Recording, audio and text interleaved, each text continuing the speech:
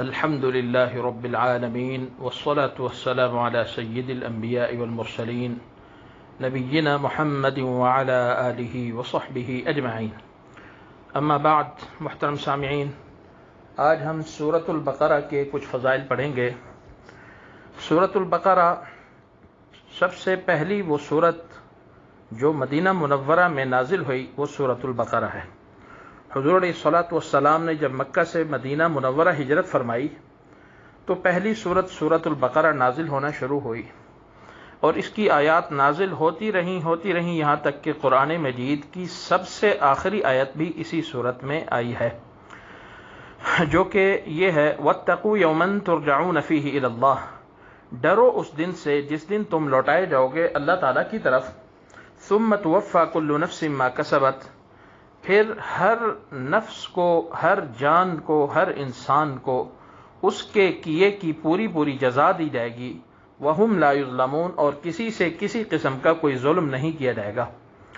یہ قرآن مجید کی آخری آیت شمار ہوتی ہے، اور یہ حجۃ الوداع کے موقع پر آپ علیہ الصلاۃ والسلام پر نازل ہوئی۔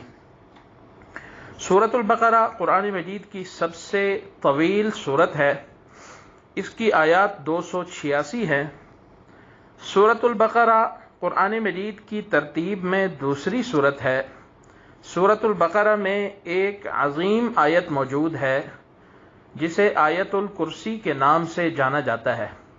آیت الکرسی سب حضرات جانتے ہیں، اللہ لا الہ الا هو الحی القیوم سے شروع ہوتی ہے اور وہو العلی العظیم پہ ختم ہوتی ہے۔ 255 نمبر آیت ہے یہ سورۃ البقرہ کی۔ اس آیت کو یہ اعزاز حاصل ہے کہ یہ قرآن مجید کی سب سے عظیم ترین آیت ہے۔ اس کے بہت سارے فضائل ہیں، من جملہ ان فضائل کے ایک بہت بڑی فضیلت یہ ہے کہ جو شخص اپنا معمول بنا لے کہ ہر نماز کے بعد آیت الکرسی کو ایک دفعہ پڑھ لے تو ایک نماز سے دوسری نماز کے دورانیے میں اگر اس کی وفات ہو جاتی ہے تو سیدھا جنت میں داخل ہوگا، ڈائریکٹ جنت میں داخل ہوگا انشاءاللہ۔ یہاں یہ سوال پیدا ہو سکتا ہے کہ جنت میں کیسے داخل ہوگا؟ جنت کا تو فیصلہ قیامت میں جا کے ہوگا۔ تو اس کا مطلب یہ ہے کہ حضور علیہ الصلاۃ والسلام نے یہ جو فرمایا کہ قبر یا تو جنت کے باغوں میں سے ایک باغ ہے یا جہنم کے گڑھوں میں سے ایک گڑھا، تو اس شخص کے لیے جو آیت الکرسی کا معمول بنا لیتا ہے ہر نماز کے بعد ایک دفعہ پڑھنے کا، اس شخص کے لیے جنت کا باغ ثابت ہوگی قبر انشاءاللہ۔ جو حضرات عذاب قبر سے بہت زیادہ خائف رہتے ہیں ان کے لیے یہ زبردست قسم کا نسخہ ہے، اسے اختیار کیا جائے تو انشاءاللہ قبر میں جنت کا باغ یقینی ہے اللہ تعالیٰ کے فضل و کرم سے۔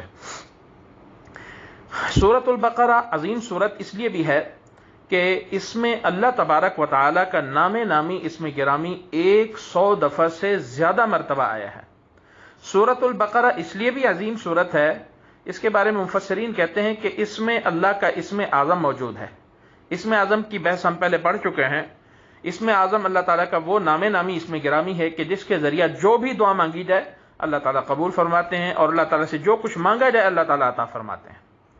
سورۃ البقرہ میں قرآن مجید کی سب سے طویل ترین آیت موجود ہے جسے آیت الدین کہا جاتا ہے۔ یا ایھا الذین آمنوا اذا تداینتم بدین، ادھار کے معاملات کے احکام اس میں بیان کیے گئے ہیں۔ 282 نمبر آیت ہے۔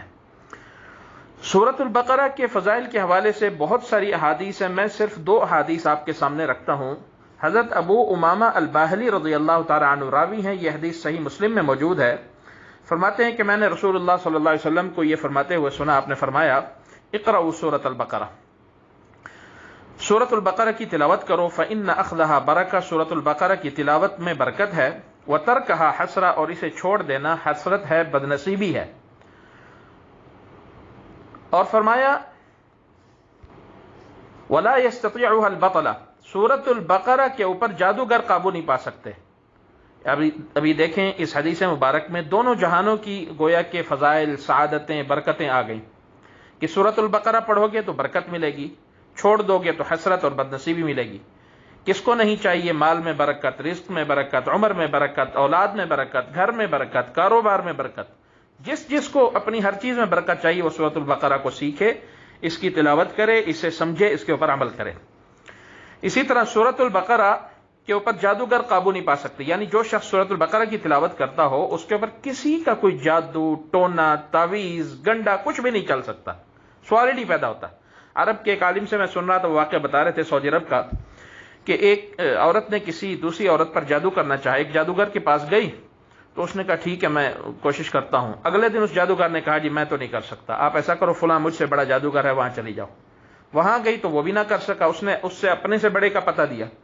جب تیسری جگہ گئی تو اس بڑے جادوگر نے کہا کہ اس شخص پہ جادو اثر نہیں کر سکتا، اس لیے کہ میں نے بڑے سے بڑے جن اس کے اوپر آزما لیے ہیں، بڑے سے بڑے جادو میں نے اس پہ آزما لیے ہیں، یہ شخص سورۃ البقرہ پڑھتا ہے، اس پہ کوئی جادو اثر نہیں کر سکتا۔ اللہ اکبر کبیرہ۔ اسی طرح حضرت ابو ہریرہ رضی اللہ تعالیٰ عنہ سے روایت ہے، صحیح مسلم میں حدیث موجود ہے، آپ علیہ الصلوۃ والسلام نے فرمایا لا تجعلوا بیوتکم مقابر، اپنے گھروں کو قبرستان نہ بناؤ، ان الشیطان ینفر من البیت الذی تقرأ فی سورۃ البقرہ، بے شک شیطان اس گھر کو چھوڑ کے بھاگ جاتا ہے جس میں سورۃ البقرہ کی تلاوت کی جاتی ہے۔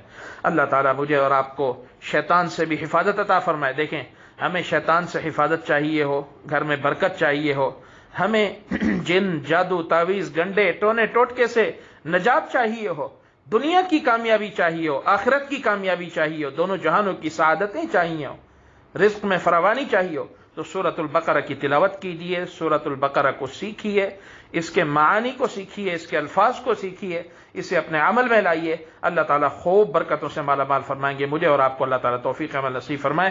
آخر دعوانا ان الحمد للہ رب العالمین وجزاکم اللہ خیرا۔